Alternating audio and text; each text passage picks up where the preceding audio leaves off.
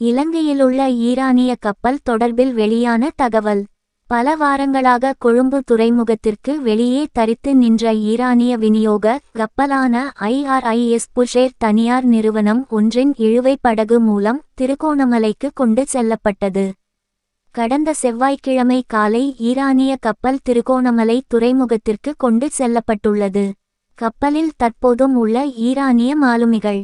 இந்த நடவடிக்கைகளுக்கு உதவுவதற்காக 8 தொடக்கம் 10 வரையான ஈரானிய மாலுமிகள் கப்பலில் இருப்பதாக பாதுகாப்பு பிரதி அமைச்சர் அருண ஜெயசேகர தெரிவித்துள்ளார்.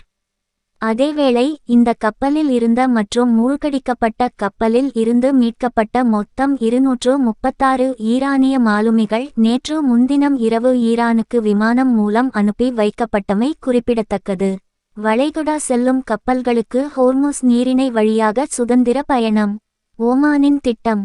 ஹோர்முஸ் நீரிணையில் ஓமன் பகுதி வழியாக தாக்குதல் அபாயம் இன்றி கப்பல்கள் சுதந்திரமாக செல்ல அனுமதிப்பது குறித்து பரிசீலிக்கக்கூடும் என ஈரானை மேற்கோள்காட்டி சர்வதேச ஊடகங்கள் செய்தி வெளியிட்டுள்ளன.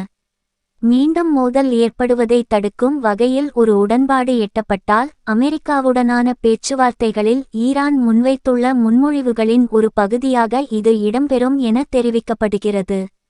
உலகின் எண்ணெய் மற்றும் திரவமாக்கப்பட்ட இயற்கை எரிவாயுவின் சுமார் 20 விழுக்காடு போக்குவரத்தை கையாளும் ஹோர்முஸ் நீரிணை வழியாக ஈரான் போக்குவரத்தை தடை செய்ததன் காரணமாக உலகளாவிய எண்ணெய் மற்றும் எரிவாயு விநியோகத்தில் இதுவரை இல்லாத மிகப்பெரிய இடையூறை ஏற்படுத்தியுள்ளது.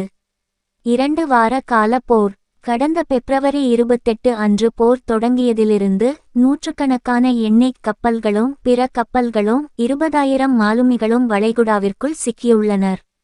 ஏப்ரல் 8 அன்று 2 வார கால போர் நிறுத்தம் நடைமுறைக்கு வந்தது.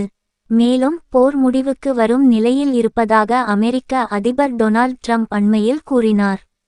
இருப்பினும் ஹோர்முஸ் நீரிணையின் மீதான கட்டுப்பாடு பேச்சுவார்த்தைகளில் ஒரு முக்கிய பிரச்சினையாகவே நீடிக்கிறது. ஓமன் கடல் பகுதி. இந்த நிலையில் தெஹ்ரானின் எந்த தடையுமின்றி ஓமன் கடல் பகுதியில் உள்ள அந்த குறுகிய நீரிணையின் மறுபக்கத்தை கப்பல்கள் பயன்படுத்த ஈரான் அனுமதிக்க தயாராக இருக்கலாம் என்று தகவல்கள் தெரிவிக்கின்றன. ஓமான் கடல்வழி பாதையில் கப்பல்களை தடையின்றி செல்ல அனுமதிக்கும் முன்மொழிவு பரிசீலனையில் இருந்து வந்ததாகவும் இருப்பினும் அமெரிக்காவில் இருந்து இதுவரை ஏதேனும் பதில் வந்துள்ளதா என்பது தெளிவாக தெரியவில்லை என்று ஒரு பாதுகாப்பு வட்டாரம் தெரிவித்துள்ளமையும் குறிப்பிடத்தக்கது.